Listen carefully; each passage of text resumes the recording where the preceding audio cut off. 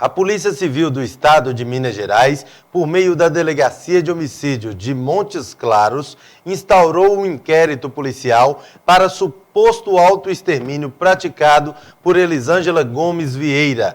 De acordo com laudos periciais de necrópsia e depoimentos de testemunhas, indicaram que a mulher foi vítima de homicídio por estrangulamento pelo ex-companheiro Gilvan Vieira Pinto, de 43 anos. Nesta terça-feira, em uma coletiva de imprensa, o delegado Bruno Rezende deu mais detalhes do crime e da prisão. Esse crime foi tratado inicialmente como suicídio pela Polícia Civil. É uma investigação complexa, completa da polícia, num trabalho diferenciado dos setores de perícia, dos setores do IML. E através de investigação acurada foi possível desqualificar esse crime como suicídio, tendo sido confirmado tratar-se de um feminicídio ocorrido, praticado pelo autor, que era ex-marido da vítima. A Polícia Civil identificou, através dos achados periciais e dos achados necroscópicos, que não havia possibilidade de um suicídio, tanto por manchas sanguíneas como manchas corporais. Então, não poderia ter cometido um suicídio naquele local, ficou descaracterizado a partir disso, e as investigações mostraram a motivação e as circunstâncias de que o autor praticou aquele crime.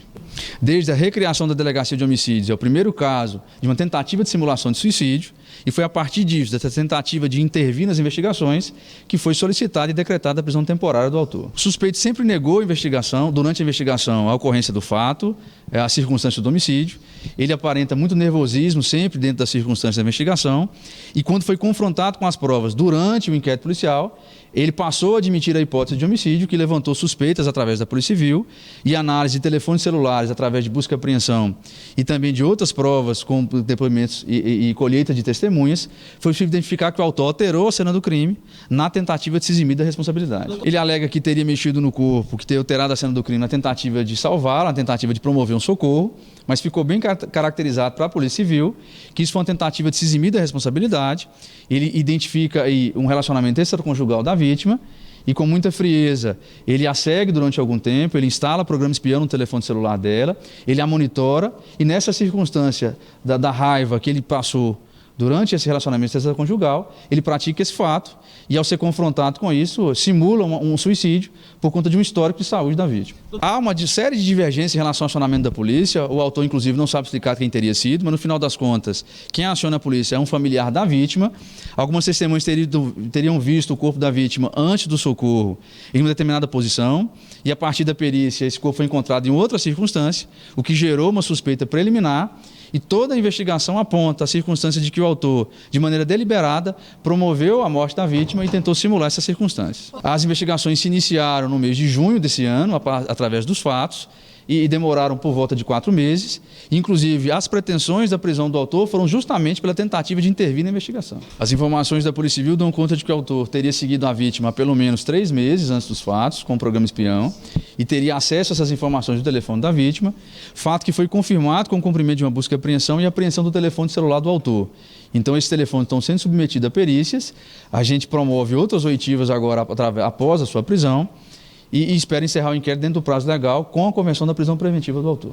Os familiares da vítima sempre procuraram a delegacia, inclusive indicaram assistente de acusação, sempre se resignaram em relação a isso. Inclusive, tem uma mensagem de uma irmã da vítima com o autor interpelando sobre o crime, e ele teria nessas mensagens, inclusive, admitido uma discussão com a vítima. Então, foi fundamental a investigação completa da Polícia Civil para desqualificar esse crime e processar esse autor pelo fato grave. A filha do casal, ela mantém a versão do autor de que ele seria inocente em relação aos fatos, não acredita na sua autoria, na sua prática do crime. Ela já foi ouvida no inquérito, assim como mais de 10 pessoas, e a gente entende as circunstâncias familiares e o desarranjo que é promovido através desse crime, mas o trabalho da Polícia Civil foi feito da maneira que tem que ser feito. A gente apura, após os fatos e a prisão do autor, a possibilidade de ele ter tido um auxílio em relação à fraude processual, à movimentação do corpo da vítima, mas qualquer informação é preliminar ainda. A prisão do autor, ela foi uma prisão serena, a Polícia Civil compareceu na sua residência e deu ciência do cumprimento do mandado de prisão, seus familiares acompanharam essa prisão, assim como seu advogado, que acompanhou o inquérito policial desde o início, e inclusive pretende, tendo acesso às provas plenas dos autos, a verificar a possibilidade de uma reinquisição do autor, que a gente aguarda nas próximas horas. O autor permanece no Presídio Regional de Montes Claros, ele responde por homicídio qualificado, inclusive por feminicídio, que é a classificação nossa após os fatos, é o 15º homicídio do ano. apesar de um controle efetivo da Polícia Civil, mas esses casos precisam de uma resposta imediata e efetiva, porque há um descontrole e um desarranjo em relação ao seio familiar, que a Polícia Civil pretende também evitar novas violências em relação a esses fatos. Nos casos de feminicídio e de suicídio, todas as investigações são feitas no intuito de descartar a participação criminosa de terceiro nos fatos. Então, todas as investigações, inclusive suicídio, como foi nesse fato, são levadas a cabo da mesma maneira e, se descartando a intervenção criminosa de terceiro, há a reclassificação para suicídio.